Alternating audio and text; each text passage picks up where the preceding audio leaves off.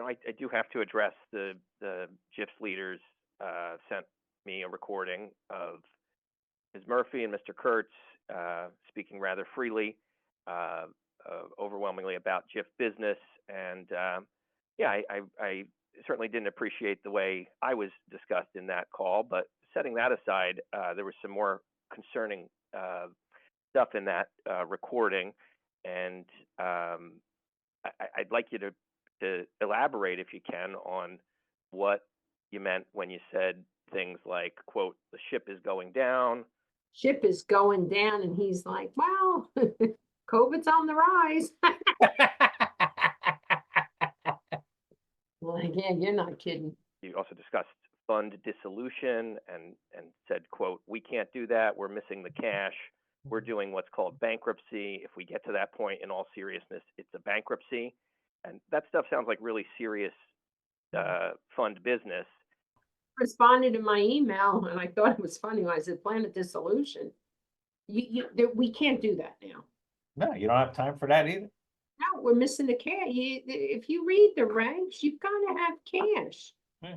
We're doing what's called bankruptcy. If we get to that point, in all seriousness, it's a bankruptcy. And we're not paying pennies on the dollar because we don't have pennies. You don't have pennies anymore. And I'd like to understand what the context of those comments was. Can you tell me any more about the possibility of fund dissolution and or bankruptcy for the GIF? Sorry? Through the chairman, please. Yes. I believe that Mr. Cradaville had sent an email, I believe I was copied on, where he may have asked some of these questions. And in my recollection, the GIF provided a written response to Mr. Cradaville.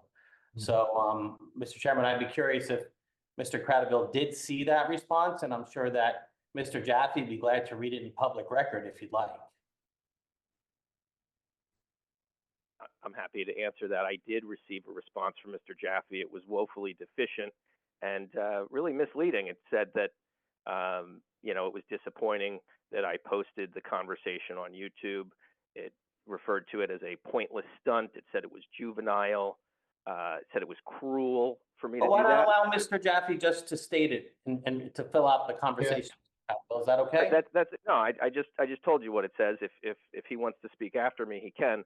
But my point is that the statement did not address in any way fund dissolution, bankruptcy, or the comments that were essentially complaining about me and saying that you, quote, constantly answer the dude. We need to have a conversation, and maybe it's just the general understanding as to what we think public comment is. Yeah, we shouldn't be answering questions. We constantly answer the dude. Yeah. So I think we need to just write these numbers down. I think we need to get an understanding of, you know what, if they want to do that, that's fine, but be careful what you wish for. Mm-hmm. And accused me of spreading BS. So a couple of days ago, Charlie, you're telling me you weren't on the site today? That's bullshit.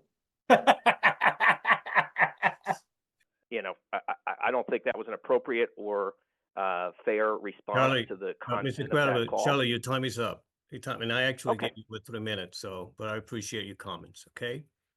I'd appreciate a response. Thank you. All right.